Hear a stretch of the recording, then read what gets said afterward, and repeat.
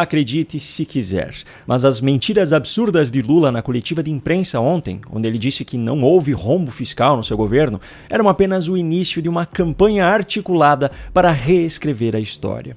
As mentiras de Lula não se trataram de casos isolados, não foram deslizes cometidos por ser uma fala de improviso, não foram equívocos ou imprecisões, como a imprensa militante costuma chamar as mentiras vindas da esquerda. Hoje pela manhã, a ministra da Gestão e Inovação, Esther Dweck, deu a prova de que o governo Lula já não tem mais o mínimo de preocupação com o fato de estar deixando evidente o quanto está tentando manipular os fatos. Depois do Tesouro Nacional ter divulgado na noite de ontem o relatório com o resultado final do déficit primário do governo em 2024, que foi de 11 bilhões de reais, sem considerar as despesas com o Rio Grande do Sul e com os incêndios pelo Brasil, o Banco Central divulgou hoje pela manhã o seu relatório com os resultados do setor público consolidado no ano passado. A título de contextualização, o setor público consolidado é formado pela União, pelos estados, pelos municípios e pelas estatais. Nesse caso, as despesas emergenciais são consideradas. Assim sendo, o setor público consolidado teve um déficit primário de 47,6 bilhões de reais. Dentro disso, o governo central teve déficit de 45,4 bilhões, os estados e municípios tiveram superávit de 5,9 bilhões e as estatais, que foi o número que mais chamou a atenção, tiveram déficit de 8,1 bilhões de reais. E a razão para que esse último número tenha chamado mais atenção é muito simples. Esse foi o maior prejuízo da história das estatais. Bom, mal deu tempo desses dados terem sido divulgados para que a ministra Esther Dweck já fizesse um pronunciamento à imprensa ao lado do atual presidente dos Correios com a nova versão da verdade criada pelo governo Lula. Olha só. Primeiro, não é rombo. A gente, por favor, gente, não chamem de rombo. A gente já explicou isso.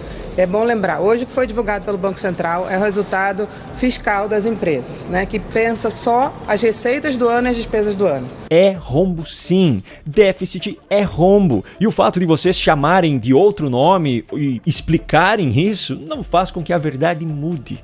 Déficit é prejuízo, é rombo. Isso precisa ficar muito claro. Agora vamos adiante na fala dela. Como eu já expliquei várias vezes, muitas despesas que são feitas pelas estatais são com dinheiro que estava em caixa. E, portanto, ele acaba gerando um resultado deficitário, ainda que as empresas tenham lucro. Né? O foco com os Correios é que seja uma empresa lucrativa. Né? Se vai ter déficit ou superávit, é o resultado das receitas do ano e das despesas do ano.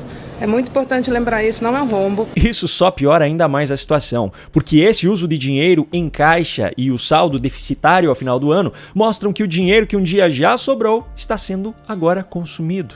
As estatais tiveram superávit acumulado de 14,4 bilhões de reais no governo Lula 1 e 4,1 bilhões de reais do governo Lula 2. Dilma inverteu a situação e entregou um déficit acumulado de 4,5 bilhões no seu primeiro governo e, graças ao seu impeachment em 2016, o fim do ciclo em 2018 teve déficit acumulado de apenas 0,5 bilhões. Durante a gestão Bolsonaro, mesmo passando pela pandemia, as estatais tiveram recorde de superávit. O acumulado foi de 24,4 bilhões de reais ao longo dos 4 anos de governo. Lula assumiu e em 2023 elas já tiveram déficit de 2,3 bilhões e agora em 2024 déficit de 8,1 bilhões de reais, fazendo com que o prejuízo acumulado seja de mais de 10 bilhões de reais nesses 2 anos. Ou seja, a fala da ministra mostra que a atual gestão está consumindo o dinheiro que a gestão anterior fez sobrar.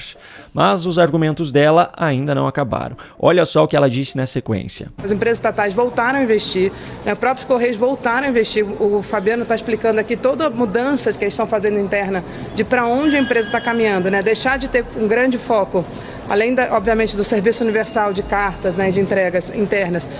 Ele está muito focado nas compras internacionais, ele está mudando para ser uma empresa de logística nacional, de entregas nacionais também, que faz parte desse processo e, obviamente, isso gera necessidade de investimento no parque tecnológico dele. Então, ele está fazendo uma série de medidas importantes e a gente já explicou isso. Então, o resultado hoje é só de déficit ou superávit, que é uma contabilidade puramente fiscal, Só receitas e despesas no ano. Pura baboseira. A situação catastrófica das contas dos Correios não é por conta de investimentos que estão sendo feitos na logística, etc. A verdade é que os Correios estão passando por uma crise gravíssima. Ainda em outubro do ano passado, circulou um documento interno em que a empresa estava determinando medidas urgentes que seriam adotadas na tentativa de retomar o equilíbrio econômico-financeiro e evitar o estado de insolvência. Em dezembro de 2024, mais de 200 unidades do Correio ao redor do Brasil estavam correndo risco de despejo por conta de falta de pagamento. Sabe quem é o presidente da estatal hoje?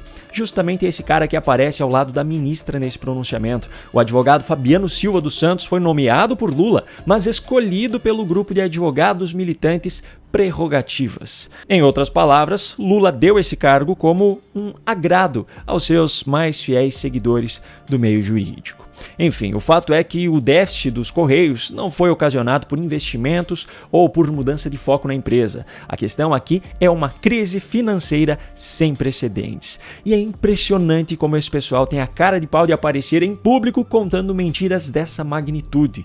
Não menos impressionante é a cara de pau daqueles que conduzem inquéritos para apurar supostas fake news vindas de um lado, mas permanecem no mais absoluto e covarde silêncio diante dessas mentiras que vêm sendo transmitidas diariamente ao povo brasileiro pelo próprio governo. Bom, mudando agora de assunto, você deve ter percebido que a fala da ministra foi exibida pela Globo News, e é justamente sobre essa emissora que eu vou falar agora. Nesse sábado, dia 1º de fevereiro, serão realizadas as eleições para a escolha dos novos presidentes da Câmara e do Senado. O pessoal da Globo News tem falado bastante sobre isso. Até aí tudo bem, perfeitamente natural. Só que, em vez de ter apenas jornalistas dentro do Congresso fazendo a cobertura dos acontecimentos, a emissora simplesmente teve acesso exclusivo a espaços dentro do prédio do Legislativo para montar estúdios de onde os seus programas foram transmitidos ao vivo. Isso aconteceu ontem à noite. O tamanho de coisa, de desafio que tem pela frente. Mas eu queria mostrar para vocês uma cena. E também hoje à tarde com o programa Estúdio I. Segurança Pública e Direitos Humanos. Agora eu pergunto, quem é que autorizou a emissora a usar esse espaço dessa forma? Para que esses espaços tenham sido utilizados, certamente foi necessária uma autorização formal do poder público. De quem partiu então essa autorização? Tudo bem que as coberturas das eleições para as novas presidências das casas do Legislativo pode ser considerada de interesse público, mas a administração pública deve seguir princípios como o da moralidade, da impessoalidade e da eficiência. Então fica a pergunta: as demais emissoras tiveram a mesma chance ou esse foi um privilégio concedido apenas à Globo? Houve alguma licitação nesse sentido? Bom, de qualquer forma, apesar de teoricamente a cobertura das eleições no Congresso poder ser considerada como algo de interesse público, o fato é que, na prática, os interesses que estão sendo atendidos com o uso desse espaço estão sendo, como sempre aconteceu na Globo News, os do governo Lula. A resposta do Lula não poderia ser outra, porque há uma questão técnica, há uma questão aritmética, mas há também a questão da soberania. Eu concordo que a resposta adequada é essa.